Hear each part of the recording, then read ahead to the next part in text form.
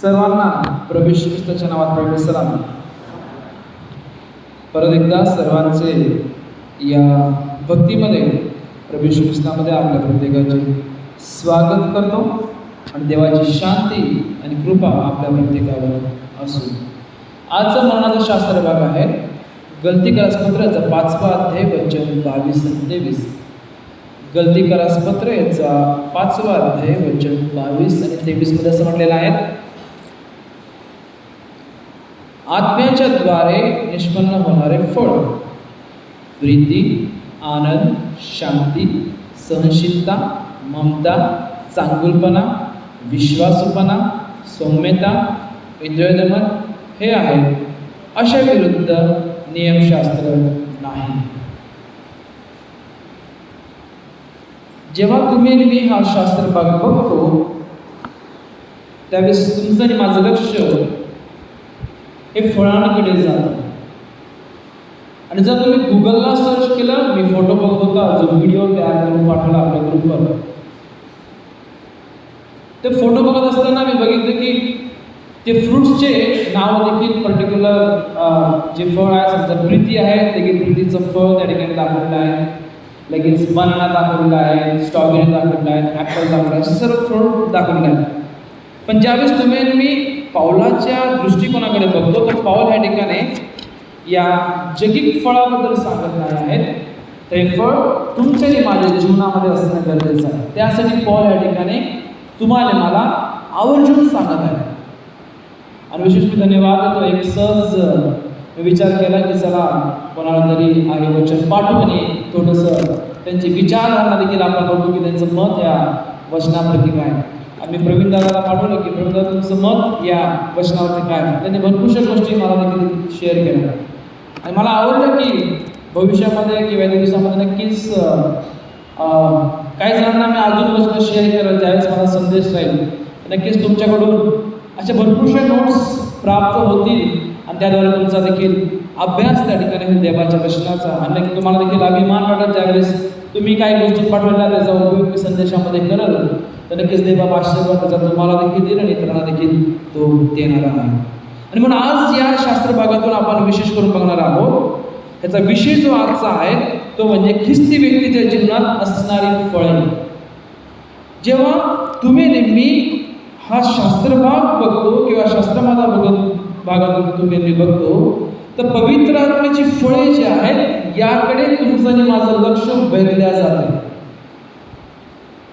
नवीन करारामध्ये गलतीकरासपत्रामध्ये पाऊल ह्या ठिकाणी या गोष्टी नमूद करून तुमच्याने माझ्यासमोर सादर करत आहेत यासाठी की तुम्ही नेहमी देवाच्या आत्म्याने चालावे. तुम्ही नेहमी देवाच्या आत्म्याने परिपूर्ण व्हावे. परिपूर्ण व्हावे म्हणजे जर आम्ही फ्रूट घ्यायला गेलो, जर आम्ही बनाना घ्यायला गेलो, केळ घ्यायला गेलो तर केळ आम्ही कच्चं आहे तर ते आम्ही घेत नाही. आम्ही पिकलेलं घेतो, चांगलं झालेलं बघतो यासाठी की घरी आल्यानंतर ते आम्ही खाऊ शकावं. जर कच्चं केळ घेतलं तर आम्हाला त्यासाठी ठेवावं लागतं आणि 1-2 दिवसांनी त्याचा स्वाद आम्हाला भेटतो.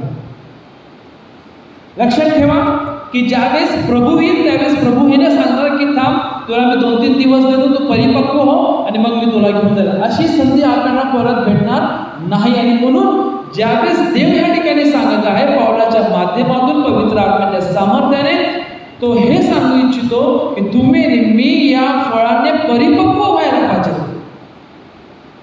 जेणेकरून तुमचं आणि माझ्या जीवनातून तो ख्रिस्त दिसल आणि त्याचं गौरव होईल. आणि म्हणून वचन 16 मध्ये पौल या ठिकाणी एक मार्गदर्शनासाठी करिंथस मंडळीला सांगत आहे की देवाचा आत्मा तुम्हाला योग्य मार्गदर्शन करतो.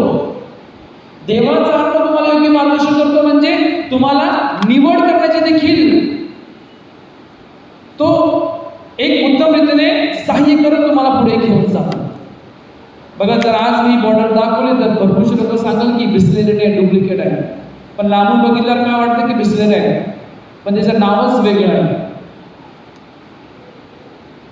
म्हणजे ख्रिस्ती जीवन लांबून दिसत चांगलं अरे खूप छान दिसते का ओरिजिनल बिस्लेरी बॉर्डर आहे, अरे ओरिजिनल ख्रिश्चन आहे. पण ज्यावेळेस तुम्ही मी देवाजवळ जाऊ तेव्हा सांगाल अरे आता डुप्लिकेट आहे. त्याचप्रमाणे ते फळं एखाद्या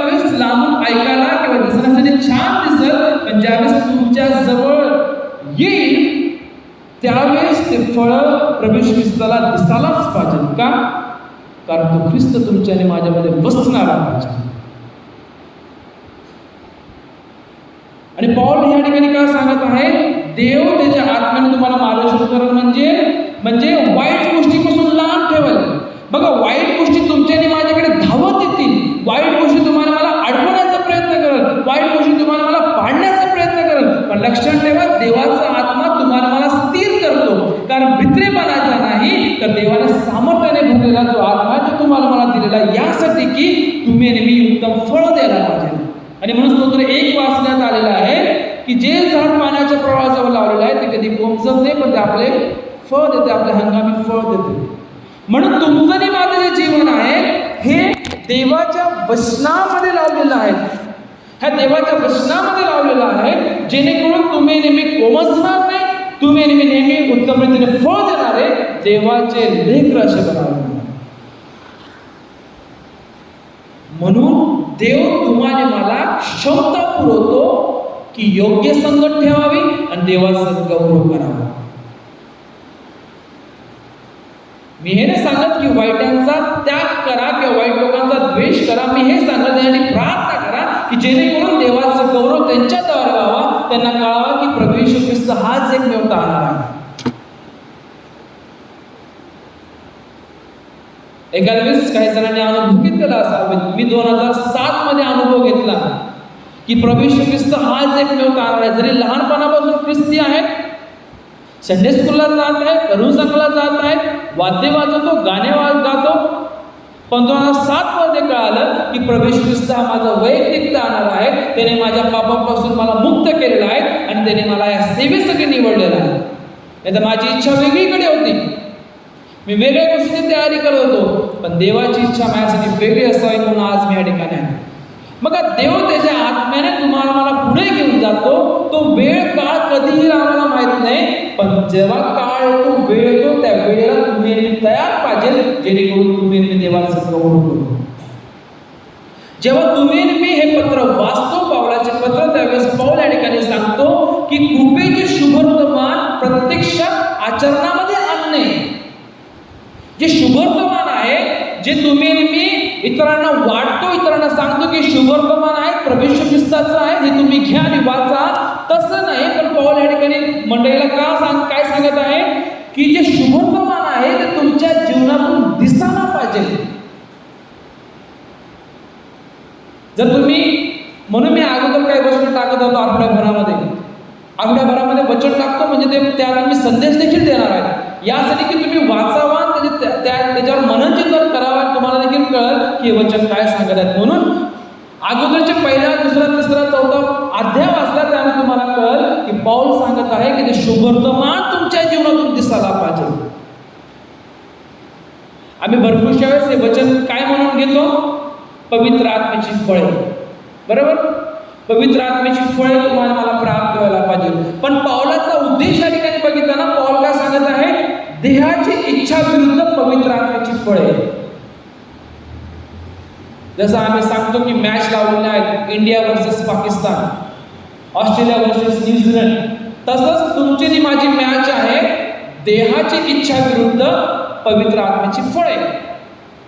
आज जरी इपिस्क्रास पत्रामध्ये असं म्हटलं की तुमचे झगडणे आणि लढणे रक्तमांसा बरोबर नव्हे, पण आज जर मी तुम्हाला हे सांगत पावलाप्रमाणे की तुमचे आणि माझे झगडणे आज स्वतःच्या देहाबरोबर आहेत. कारण जे हे ध्येय आहे हे पापात अटकून असते, हे ध्येय आहे हे विचारधारणामध्ये अटकून जाते, वासनामध्ये अटकून जाते, आणि त्याच्यामुळे काय होतं की जे फळ तुमच्या आणि माझ्या जीवनातून प्रगट व्हायला पाहिजे, दिसायला पाहिजे, ते फळ तुमच्या आणि माझ्या जीवनातून दिसत नाही.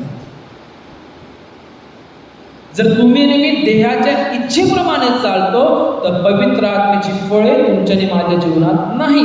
जर तुम्ही आणि मी देवाच्या वचनानुसार चालतो तर तुमचं आणि माझं जीवन देवाच्या वचनाप्रमाणे टवटवीत, आशीर्वादित आणि फलदायी जीवन असते. आणि म्हणून देवाला सांगतो की मी तुम्हाला विपुलतेने जीवन देण्यासाठी आलेलो आहे. बघा, यात एकूण आपल्याला 9 फळे बघायला भेटतात. जर पवित्र शास्त्र बघितलं तर पवित्र शास्त्रामध्ये अनुक्रमणिका आहे.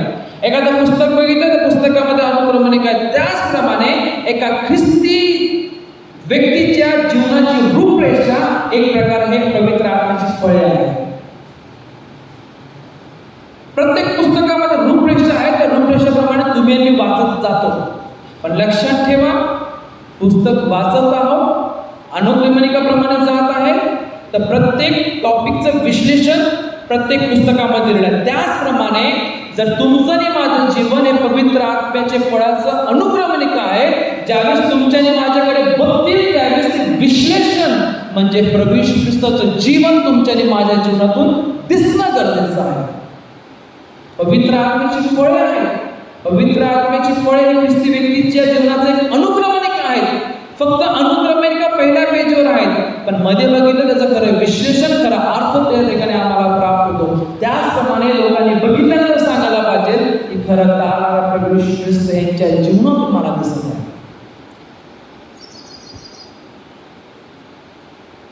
आणि म्हणून आपल्या जीवनामध्ये फळ दिसणं फार महत्वाचं आहे. फक्त दिखावा नाही, तर तो ख्रिस्त तुमच्या आणि माझ्या जीवनात दिसणं गरजेचं आहे. प्रीती, आनंद, शांती, सहनशीलता, ममता, चांगुलपणा, विश्वासूपणा, सौम्यता आणि इंद्रियनिग्रह. Love, joy, peace, patience, kindness, goodness, faithfulness, gentleness and self control. हे जे फळ आहेत हे दर्शवते की तुम्ही आणि मी देवाच्या आत्म्याला जोडलेले आहोत. हे फळ हे दर्शविते की तुम्ही आणि मी देवाच्या वचनामध्ये मुळावले जात आहोत. हे फळ हे दर्शविते की तुम्ही आणि मी प्रभू येशू ख्रिस्तामध्ये जोडले जात आहोत. या वचनाला घेऊन कधी तसं आम्हाला करण्याची गरज नाही की फक्त आत्मा आहे. जर तुम्ही आणि मी पवित्र आत्म्याला वेगळे करतो तर तुम्ही आणि मी त्या सिद्धांताच्या विरोधात जातो. ज्यावेळेस देवाचा आत्मा तुम्हाला मला मार्गदर्शन करतो म्हणजे तुम्हाला ख्रिस्तामध्ये जोडतो, त्या ख्रिस्तामध्ये तुम्हाला मला मजबूत करतो, यासाठी की तुम्ही आणि मी उत्तम राहायला पाहिजे. जर आज तुम्ही आणि मी मार्केटला गेलो फळं घेण्यासाठी, तर तुम्ही आणि मी फळं उत्तम रीतीने घेतो ना. ॲपल बघितले जर 1 किलो ॲपल सांगितले, समोरच्या व्यक्तीने ॲपल आणून दिले, लगेच आम्ही पिशवी उघडून परत चेक करू की ॲपल बरोबर आहे का नाही. कोणतं पण फळ घेतलं त्याने लगेच आम्ही चेक करतो आणि बघतो की ते बरोबर आहेत का नाही. ह्या ठिकाणी आम्ही उत्तम निवड करतो. लक्षात ठेवा की या फळांद्वारे तुम्हाला मला अनेक प्रकारचे व्हिटॅमिन भेटतात, अनेक प्रकारची शक्ती भेटते. आम्ही ते उत्तम निवडतो. त्याचप्रमाणे जर तुम्ही आणि मी प्रभू येशू ख्रिस्ताजवळ उभे राहू, अनेक जण उभे राहू, या ठिकाणी अनेक फळ आहेत. इव्हन पाळक देखील कोणी पण असो, देवाच्या नजरेमध्ये सर्वजण सारखे आहेत. जर पाळक वाईट करत त्याला सांगत की जर तू चालतो मी तुला ओळखत नाही, अरे आणाच्या करायला तू मजबूत निघून जा, मी तुला ओळखत नाही. देव स्पष्ट सांगणार आहे. मी किती ओळखून सांगितलं तर माझं जीवन अपवित्र आहे, देव सांगायचं चालता हो मी तुला ओळखत नाही. किंवा तिताच्या पत्रामध्ये ते लोक जे आहे बंडखोर, त्यांना असं म्हटलंय नालायक, म्हणजे कोणत्याच कामासाठी योग्य नसलेले लोक आहेत. देव सांगेल की तू कोणत्याच कामासाठी योग्य नाही, तू या ठिकाणी चालता. अनेक फळं आहेत मंडईमध्ये, अनेक लोक आहेत. आपण सर्वजण ज्यावेळेस देवाला उभा राहू त्यावेळेस देव पिकअप कराल एखादा लिहिणार, अरे हा चांगलं फळ आहे राहायला असं वाटतं. म्हणून सांगत आहे ना की 2 जण ज्या ठिकाणी आहेत, 1 जण उचलले जात, 1 जण त्या ठिकाणी, म्हणजे जे उत्तम आहे ते घेतलं जाईल आणि जे अर्धापूर आहे ते या ठिकाणी. डाग लागलेला कोणी या ठिकाणी फ्रूट घेतं का? फळं घेतात का तुम्ही? पुरुषांपेक्षा स्त्रियांना याची पारख खूप आहे. घेतो का आपण? नाही घेत. इव्हन धान्य घ्यायला गेलो देखील आम्ही विचार की कोणते कोणत्या प्रकारचे गवे, आम्ही पूर्ण मध्ये हात टाकून बघू की खरंच खडे निघत आहे का नाही बाबा द्यावं. आम्ही प्रत्येक गोष्टीची पारख करतो. आम्ही अर्धे अपुरे फळं घेत नाही. त्याचप्रमाणे तुमचं आणि माझं जीवन ख्रिस्तामध्ये अर्ध राहिलं तर तो प्रभू येशू ख्रिस्त स्वीकारणार आहे का? परत एकदा मी सांगतो, जर 1 किलो ॲपल तुम्ही घेत आहे, 1 किलोमध्ये 100 ग्राम ॲपलचा तुकडा जास्त आहे, तर ॲपल कापून आपल्याला देणार आहे का? नहीं कापना. एखाद्या सांगेल भैया 100 ग्राम जा रहे हैं, 100 ग्राम कम ले लो. आम्ही पूर्ण घेणे बाबा 1 किलो आहे 1 किलो मोजून दे. किंवा त्याचे पैसे मायनस करतात. आम्ही अर्ध कापलेलं जे फळ आहे ते घेणार नाही. का घेत नाही? कारण ते खराब होत आहे. त्याचप्रमाणे जर तुमचं आणि माझं जीवन अर्ध ख्रिस्ती आहे आणि अर्ध जगामध्ये अडकून गेलेलं आहे, तर देव सांगेल हे अर्ध अपुरं जीवन मला नको आहे, तू मजबूरून चालता हवं. खराब झालेलं फळ जर तुम्ही आणि मी घेत नाही, तर खराब झालेलं ख्रिस्ती जीवन हे स्वर्गाच्या राज्यामध्ये कसं काय जाणार आहे? त्यांचा मार्गच त्या ठिकाणी नाही. म्हणून जे फळ आहे ते प्रभू येशू ख्रिस्तामध्ये पूर्ण होतात. लक्षात ठेवा, कधी कधी आम्ही ऐकतो ना की देवाच्या आत्म्याने तुम्ही आणि मी हळूहळू पुढे जातो. नाही, देवाचा आत्मा जेव्हा तुम्हाला मला स्पर्श करतो, देवाचा आत्मा जेव्हा तुम्हाला मला चालवतो, त्यावेळेसच तो तुम्हाला मला परिपूर्ण करत पुढे घेऊन जातो. अर्धा अपुरं काम देव कधीच करत नाही. पवित्र शास्त्र वाचून घ्या, त्या ठिकाणी अर्ध काम देवाने पुढेच केलेलं नाही. म्हणून देवाचं वचन तुम्हाला मला स्पष्ट सांगते की पूर्ण व्हा, परिपूर्ण व्हा, अर्ध नीतिमत्व प्राप्त करा असं देवाचं वचन कधीच सांगत नाही. तुम्हाला मला जर त्याने पूर्ण शुद्ध केलेलं आहे, तर तुम्ही आणि मी पूर्ण झालेलंच पाहिजे. तुमच्या आणि माझ्या जीवनातून ते फळ दिसायलाच पाहिजे. म्हणून ही रोजची कसरत आहे, हा सराव आहे.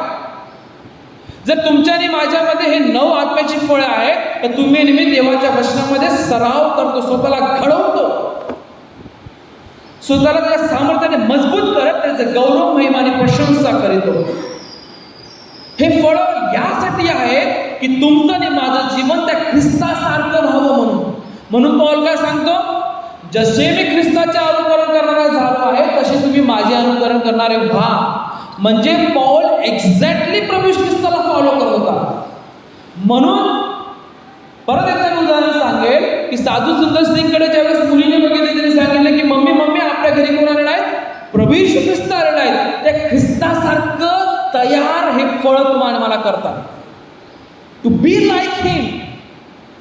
आम्ही कधी कधी एका लहान मुलाला सांगतो, तुझ्या पप्पासारखा दिसतो, तुझ्या मम्मीसारखा दिसतो.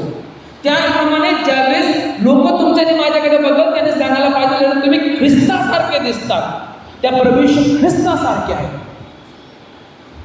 हे फळं जे आहेत 9 फळं, हे तुम्हाला मला ख्रिस्तामध्ये घडवतात, ख्रिस्ता समान करते.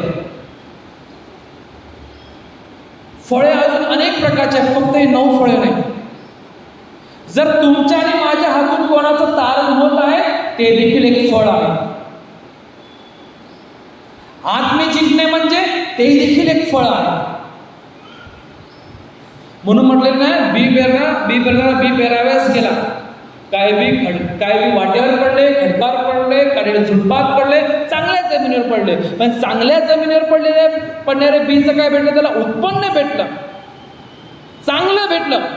त्याचप्रमाणे ज्यावेळेस तुम्ही मी चांगले कामं करतो, देवाचं गौरव करतो, खऱ्या मनाने, खऱ्या अंतःकरणाने, त्यावेळेस ज्यावेळेस आत्मे तुम्ही मी जिंकतो, त्यावेळेस देव सांगेल की हे तू जिंकलेले फळ आहे, तू केलेलं काम आहे. आणि म्हणून ज्यावेळेस ग्रीक वर्ड ज्यावेळेस फ्रूटसाठी तुम्ही बघू, त्याला असं म्हटलेलं आहे कार्पोस, म्हणजे फ्रूट हा शब्द प्रत्येक फ्रूटसाठी वापरलेला आहे. म्हणून आपण लक्षात ठेवणं गरजेचं आहे की देवाच्या आत्म्याच्या द्वारे मिळालेले फळ, देवाच्या वचनातून मिळालेलं जे सामर्थ्यशाली जीवन आहे, त्यामध्ये तुम्ही मी परिपूर्ण होणं गरजेचं आहे, जेणेकरून तुम्ही मी ख्रिस्ताला जोडले जाऊ. बघा, तुमचा आणि माझा विश्वास म्हणजे एक प्रकारे फाटा आहे. जो फाटा प्रभू येशू ख्रिस्ताला जोडलेला आहे, ज्यामध्ये तुम्ही आणि मी घडतो, तुम्ही आणि मी स्वतःला तयार करतो आणि त्या देवाचं नाव उंच करतो. जिवंत राहण्यासाठी तुम्हाला मला ख्रिस्तामध्ये राहावंच लागेल. योहान सुवर्तमानाचं 15 वचन 2 आणि 3 मध्ये काय म्हटलेलं आहे? योहान सुवर्तमान अध्याय 15 वचन 2 आणि 3 मी आपल्यासाठी वाचतो. मीच खरं द्राक्षवेल आहे आणि माझा बाप माळी आहे. माझ्यातील फळ न देणारा प्रत्येक फाटा तो काढून टाकतो आणि फळ देणाऱ्या फाट्याला अधिक फळ यावे म्हणून तो त्या प्रत्येकाला साफसूफ करतो.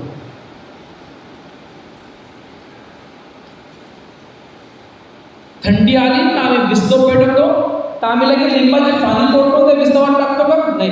आम्ही शोधतो की सुकलेली फांदी कुठे आहे. त्या सुकलेल्या फांदीचं जाणं कुठे आहे? शेवटी त्या अग्नीमध्ये आहे. मग विचार करा, जे झाड किंवा जे ख्रिस्ती जीवन फळ देणारं नाही, जे झाड फळ देणारं नाही त्याला कापल आणि त्याला पुढे टाकल, अग्नीत टाकल त्या फांद्या. त्याचप्रमाणे जे ख्रिस्ती जीवन ख्रिस्तामध्ये नाही, ख्रिस्तामध्ये फळ देणारं नाही, परिपूर्ण नाही, त्यांना पुढे टाकण्यात येईल. मग कुठे टाकण्यात येईल? जोरात बोला, कुठे टाकण्यात येईल? स्वर्गात? कुठे? चर्चमध्ये? कब्रस्तानामध्ये? मग कुठे? अरे घाबरू नका, तुम्हाला टाकणार नाही लगेच बोलताना बोलल्यावर. जोरात बोला, कुठे? आशिष कुठे? नाही जायचं, नरकात नाही जायचं ना आपल्याला. कुठे जायचंय? स्वर्गात जायचंय. मग त्यांना कुठे टाकण्यात येणार आहे? नरकात टाकण्यात येणार आहे, म्हणजे अग्नीमध्ये. जे झाड तोडून फेकलेलं आहे, जे फळ न देणार आहे, सुकून गेलेलं आहे, ते अग्नीत टाकणार आहे. त्याचप्रमाणे जे जीवन ख्रिस्ती जीवन आहे, फळदायी जीवन नाही, जे ख्रिस्तामध्ये वाढत नाही आहे, फळामध्ये परिपूर्ण आहे, त्यांना देखील त्या अग्नीतच टाकण्यात जाणार आहे.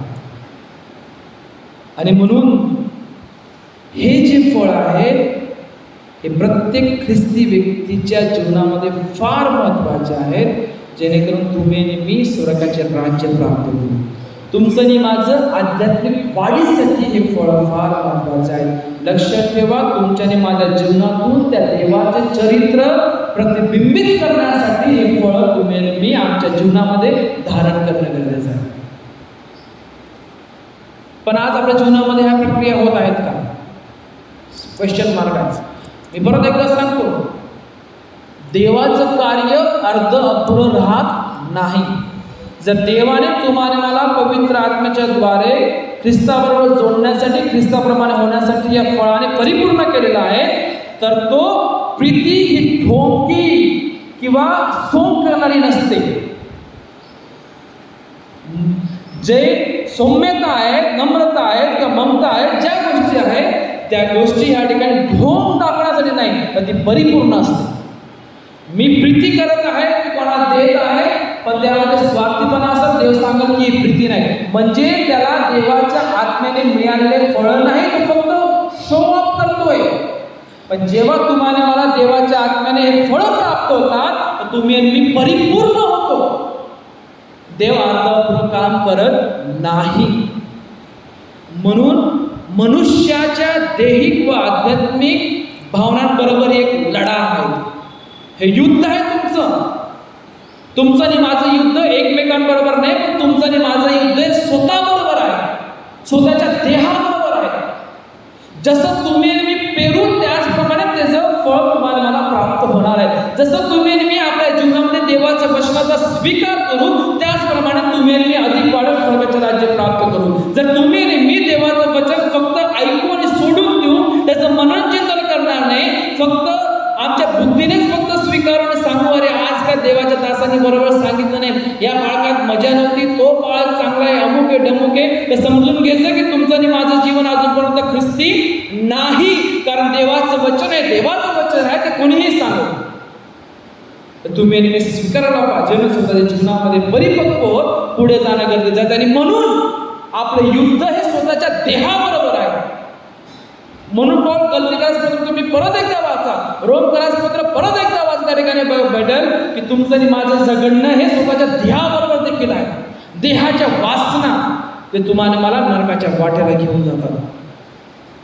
बघा, आमच्या जीवनामध्ये देवाच्या वचनाला प्राधान्य देणं आणि पापाचा त्याग करणं म्हणजे आत्म्याची फळे तुमच्या आणि माझ्या जीवनामध्ये प्राप्त करणं. रोमकरास पत्राचं 8वं अध्याय, त्याचं वचन एक्झॅक्टली मी सांगू शकत नाही, पण 29 किंवा 28 मध्ये असं म्हटलेलं आहे की तुम्ही आणि मी देवा समान व्हायला पाहिजे, त्याच्या सारखे. We have to be like him. पण हे कधी होऊ? ज्यावेळेस तुम्ही आणि मी हे फळ तुमच्या आणि माझ्या जीवनामध्ये स्वीकारून घेतो व त्याप्रमाणे घडवतो, त्यावेळेस तुम्ही आणि मी ख्रिस्ता समान घडतो. म्हणजे तुम्ही आणि मी लायक होतो स्वर्गाच्या राज्यामध्ये जाण्यासाठी. बघा, आज तुम्ही आणि मी चर्चमध्ये आलो बसलो, अशी कोणतीच व्यक्ती नाही की त्यांनी आरशात बघितलेलं नसावं. मी देखील आरशामध्ये बघून आलो. पण आता जर मला विचारलं की आरशामध्ये तुम्ही बघितलं, तुम्ही तसेच आहात का, एखाद्या क्वेश्चन मार्क आहे. पण आज हा मोबाईल आहे, त्या मोबाईलद्वारे कळलं की मी कसा दिसत आहे तरी कसा आहे. हा मोबाईल एवढी कमाल आहे की या मोबाईलमध्ये असे कितीतरी ॲप आहे की त्याद्वारे आम्ही स्वतःला बारीक करतो, जाड करतो, सुंदर करतो. आणि कधी कधी असं होतं की लग्नासाठी जर कोणी फोटो मागितले तर एडिट केलेले फोटो पाठवून देतो आम्ही ना. आणि जर ती व्यक्ती समोर आली आणि सांगते अरे त्या मुलीला बोलवा, त्या मुलाला बोलवा, आणि मग ती व्यक्ती सांगते कुठे, आणि हीच ती व्यक्ती आहे. मग ती व्यक्ती विचारात पडते की फोटोमध्ये तर एकदम छान दिसत आहे, हँडसम दिसत आहे, ब्युटिफुल दिसत आहे, आणि समोर आल्यावर असं काय झालं. बघा, आम्ही स्वतःला कितीही एडिट करून ठेवलं, एडिट करून जर मी कितीही फळं लावून ठेवले, पण प्रवेश ख्रिस्त येईल त्यावेळेस बघत अरे हा खरा ख्रिस्ती नाही, चला याला बाजूला करा.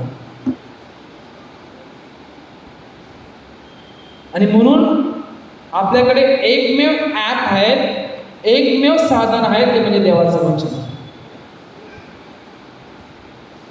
आपल्याला मोबाईलमधले ॲप अपडेट करावं लागतात ना, इन्स्टॉल करावं लागतात. व्हॉट्सअपमध्ये काय झालं तर आपण विचार करतो की आता काय करावं, कळत नाही आपल्याला कधी कधी. पण देवाचं वचन आम्हाला कळवण्यासाठी, मार्ग मोकळे करण्यासाठी, सामर्थ्याने जीवन जगण्यासाठी, स्वर्गाचे राज्य प्राप्त करण्यासाठी, फलदायी जीवन जगण्यासाठी सर्वात मोठं साधन आहे. कायमस्वरूपी एडिट करते, फक्त काय कालावधीसाठी एडिट करत नाही, कायमस्वरूपी. म्हणून ज्यावेळेस तुम्ही नेहमी देवामध्ये वाढतो त्यावेळेस तुम्ही नेहमी सामर्थ्याने करून ते फळ देणारे. बघा, हे 9 फळं आहेत. ह्या 9 फळांची जर तुम्ही विभागणी केली, गट तयार केले, तर ते 3 गट आपल्याला बघायला भेटते. पहिला गट आहे प्रेम, आनंद आणि शांती. सर्वसाधारण जीवनशैलीमध्ये आपल्याला हे फळं बघायला भेटतात किंवा याचं फार महत्त्व त्या ठिकाणी आहे, जेणेकरून देवासोबतचे जे नातेसंबंध आहेत विशेष करून त्यावर त्या ठिकाणी भर दिलेला आहे. दुसरा गट जर तुम्ही मी बघितलं त्यामध्ये असं म्हटलेलं आहे, त्या ठिकाणी पहिल्या गटामध्ये आम्ही फळं बघितले प्रेम, आनंद आणि शांती. दुसऱ्या गटामध्ये जर तुम्ही फळं बघितले संयम, दयाळूपणा आणि चांगुलपणा. याचा विचार आणि कृतीशी संबंधित सामाजिक सद्गुणांचा समावेश या ठिकाणी आहे. तिसरा गट जर तुम्ही मी बघितला त्यामध्ये 3 फळं जे आहेत, विश्वासूपणा म्हणजे निष्ठा, सौम्यता म्हणजे नम्रता आणि आत्मनियंत्रण म्हणजे सेल्फ कंट्रोल, इंद्रिय दमन. ज्याला ख्रिस्ती व्यक्तीने त्यांच्या आध्यात्मिक आणि नैतिक सचोटीच्या बाबतीत कसे असावे या ठिकाणी त्या ठिकाणी सांगितलेलं आहे. मास तुम्ही नेहमी ख्रिस्ती जीवन जगत असताना ही आत्म्याची फळे आज तुमच्या माझ्या जीवनामध्ये आहेत. लक्षात ठेवा की ह्या शास्त्र भागावर हा पहिला संदेश आहे. अजून येत्या दिवसामध्ये आपण या फळांबद्दल बघणार आहोत की या फळांचा उल्लेख कशासाठी आणि का केलेला आहे. बघा, मी आज एक बाळक आहे, मी आज एक ख्रिस्ती आहे, आज आपण एक ख्रिस्ती आहात, पण आज तुमच्या आणि माझ्या जीवनामध्ये फळं आहेत. मी लहानपणापासून ख्रिस्ती आहे, हो, लहानपणापासून.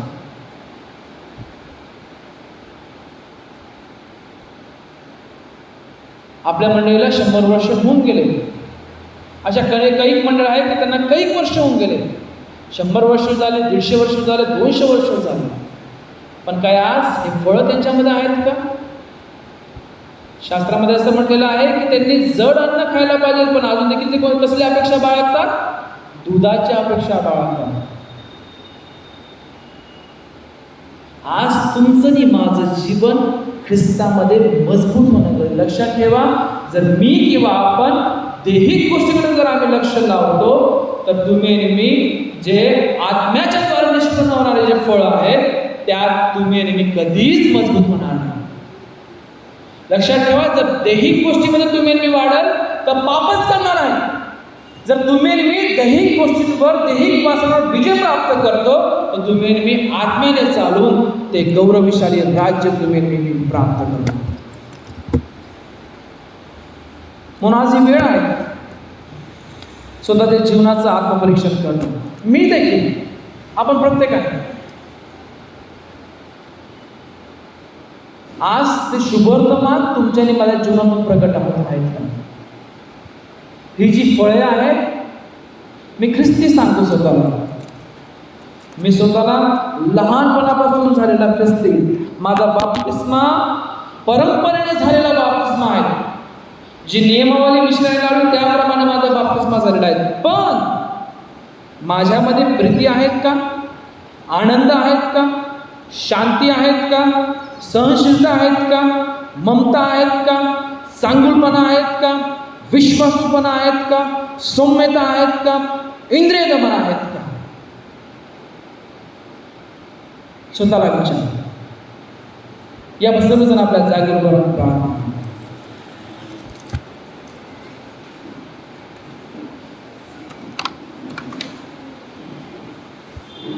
देवाची स्तुती करतो की सुंदरशे वचन आम्हाला प्राप्त झालेलं आहे आणि म्हणून त्याप्रमाणे आपण आपलं जीवन राहतो आणि आपल्या जीवनाच्या द्वारे अनेक फळं आपण, जसं 9 फळं आपण पाहिलेलं आहे तसं आपल्या जीवनामध्ये येऊ देऊ, जेणेकरून परमेश्वर देव आशीर्वादित करू. आपण प्रार्थना करू, त्यानंतर प्रभूने स्वीकारू प्रार्थना. दे बाप्पा, तुझ्या नावाला धन्यवाद देतो, स्तुती करतो, मान सन्मान परमेश्वर येसू मी तुला देतो. परमेश्वर, सुंदरशे वचन तुझ्या दासाकरवी तू आम्हाला दिलेलं आहे, त्याबद्दल आभार मानतो. परमेश्वर पित्या, आमचे हे जीवन हे फळदायी असावं, निष्फळ नसावं. तर दे बाप्पा, जे 9 फळं परमेश्वर पित्या आम्ही तुझ्या वचनामध्ये पाहतो त्यानुसार आमचे हे जीवन असावं आणि त्याद्वारे परमेश्वर तुझे गौरव व्हावं. म्हणून ते बाप्पा, हे जे वचन तू दिलं त्याबद्दल आभार मानतो. आणि म्हणून ते बाप्पा, आम्ही आमचे ख्रिस्ती जीवन जगत असताना सदैव परमेश्वर पित्या आमच्या जीवनामधून हे जे फळं आहे ते निघावं आणि त्या फळाचा उपभोग परमेश्वर पित्या अनेक लोकांना प्राप्त व्हावा असं तू होऊन दे. म्हणून ते बाप्पा, हे वचन दिलं, आभार मानतो. मंडळीला परत एकदा ते बाप्पा तुझ्या पवित्र हातामध्ये सोपतो. मंडळीची काळजी घे, मंडळीचं सांभाळ कर, रक्षण कर आणि हे आठवडा परमेश्वर पित्या मंडळीसाठी आशीर्वादाचे होऊ दे असं मी त्यांच्यापासून प्रार्थना करतो. सैतानाच्या हल्ल्यांपासून, सैतानाच्या प्रत्येक योजनेपासून आमच्या मंडळीचे तू सांभाळ आणि रक्षण कर. ही प्रार्थना प्रभू ईश्वरा मागतो म्हणून तो एक आमेन. हे आमच्या सर्वतील पित्या, तुझे नाम पवित्र मानले जाऊ, तुझे राज्य येऊ, जसे स्वर्गात तसे पृथ्वीवर, तुझे इच्छेप्रमाणे हो. आमची रोजची भाकरास नसते आणि जसं आम्ही आपल्याला नसतो सोडतो तसे तू आमच्याकडे आम्हास आणि आम्हास वर्षता नकोस, तर आम्हाला सर्व वाटपासून सोडू, कारण की राज्य समर्थन करू ही सर्व काळ तुझीच आहे. जो महान प्रभू येशू ख्रिस्त, ज्याने तुमच्याने माझ्यासाठी आपलं जीवन दिलं व त्याने सांगितलं की तुमच्यासाठी मी मार्गदर्शक पाठवत आहे, तो म्हणजे पवित्र आत्मा. त्यामध्ये तुम्ही आणि मी परिपूर्ण व्हावे व खरे जे फळं आहेत ते फळं दाखवून एक खरे ख्रिस्ती जीवन जगत त्याचं गौरव, महिमा आणि प्रशंसा करण्यास तुम्हा प्रत्येकांना सिद्ध करू. आणि आपल्या तारणाऱ्या महान प्रभू ख्रिस्ताची कृपा, देवाची प्रीती आणि पवित्र आत्म्याची गोड सहभागिता इथे जमलेल्या सर्व सन्मान्य प्रियजनांबरोबर, देवाची मंडळी, देवांनी निवडलेल्या राष्ट्राबरोबर आता आणि सदा सर्व काळ. आमेन. सुवंदे.